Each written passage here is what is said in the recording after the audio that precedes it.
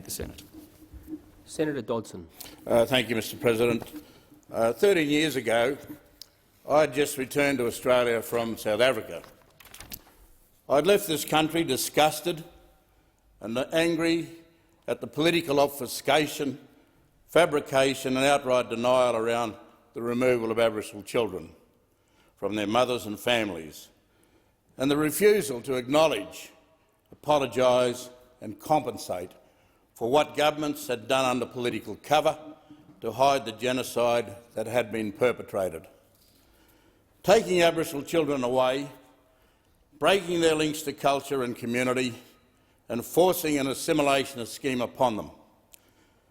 Unless anyone who cares to challenge my words in relation to this, in terms of the use of the word genocide, let me point to Article 2 of the Convention on the Prevention and Punishment of the Crime of Genocide. The Convention was unanimously adopted by the United Nations General Assembly in December 1948 and ratified by Australia the next year. Article 2 of the Convention prescribes acts committed with intent to destroy, in whole or in part, a national, ethnical, racial or religious group.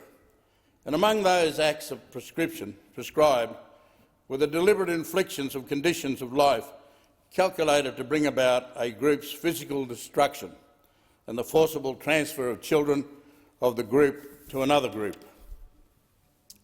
And as uncomfortable as the definition might be, that's the definition of the United Nations, and Australia ratified that convention in 1949, almost 70 years ago.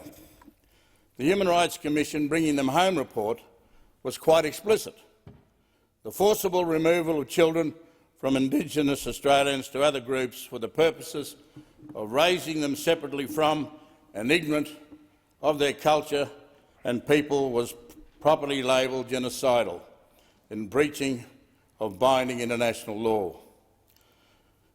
I have very vivid memories of the late Sir Ronald Wilson and my brother Mick Dodson, his co-commissioner, launching the Bringing Them Home report at the Reconciliation Convention in Melbourne in May 1997.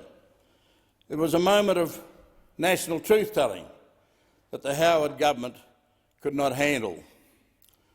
Its reaction was to deny that these awful things had ever happened to Aboriginal people in this country.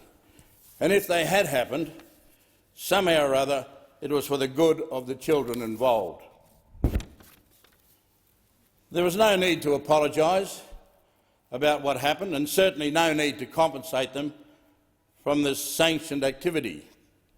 One of those children was an old friend of mine, Mr Frank Burns, who was taken from his family in 1943. I was reminded of the wretchedness he experienced throughout his whole life when only last week I penned a foreword to his memoir to be published later this year. Frank was just 6 years of old when the authorities dumped him at Mullabulla Station in the Kimberley, which was run by the Western Australian government. In his early teens, he was told his mother had died, but that was a blatant, dreadful lie. He spent the rest of his life trying to find out what had happened to her, only to learn in later years that she had not died until 1962. Frank's grief was overwhelming. This wrench from his mother haunted him until his death in 2017, and his writing about this sense of loss will move many people to tears. An injury prevented Frank from coming to Canberra to hear Kevin Rudd's apology to the stolen generations 13 years ago. But he said he was able to witness it from his home in Alice Springs. In his memoir, which I've been proud to promote, he writes, "I thought this man is genuine. He had guts to come out and say this wonderful thing." I was able to be here in Canberra when Prime Minister Rudd made the apology. I sat in the other place with Mrs Vincenti, whom I had met during the Aboriginal Deaths in Custody inquiry in Western Australia. Mrs Vincenti had been taken as a young girl to the notorious Rowlands Mission near Bunbury in Western Australia. Tragically, her son had been shot at Canning Vale Prison while he was in custody. The apology was the first time we'd heard of the idea of closing the gap in life expectancy and measures to bring equality between First Australian nations and the wider population. This was also a time when we were told that a new chapter in our relationship was to be written, starting with a blank page. But the only new ink on this blank page in these last 13 years has been the pleas of the First Nations peoples in the Uluru Statement from the Heart. Today we heard the Prime Minister and Minister White say that there's a new deal that involves buy-in from the Commonwealth, the states and the territories and from the peak Aboriginal organisations, a COAG agreement that has not formulated implementation plans yet, so we'll be waiting until August until we learn if anything in fact is going to be done and is going to improve the situation. What we do know, and there's empirical evidence to back this up, is just how damaging were those policies of forcibly removing and damaging those thousands of stolen generation peoples. They continue to suffer to this day.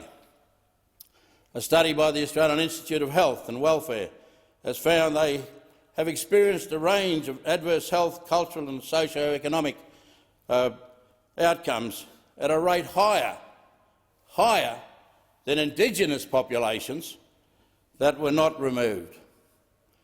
For example, members of the stolen generations are more than 3 times likely to be incarcerated than other Indigenous peoples. And the disadvantage and trauma doesn't end with the stolen generations themselves. Their families too have poor health and poor social outcomes. The same Institute of Health and Welfare report, for example, found that their descendants are 1.5 times as likely to have been arrested in the past 5 years than those, again, of First Nations peoples whose families were not removed. No wonder that Mrs Vincenti's son was in jail when he was killed. He was almost fated to have been incarcerated. By the way, this year marks the 30th anniversary of the delivery of the report of the Royal Commission into Aboriginal deaths in custody, and Indigenous people are still being locked up at scandalous rates, and Aboriginal children are being removed from their families in shocking numbers. 24 years after the Bringing Them Home report, First Nation children are nearly 10 times more likely to be living in out-of-home care in Australia, and more than 20,000 First Nation children are in out-of-home care. That's about 37% of the total number of children in out-of-home care.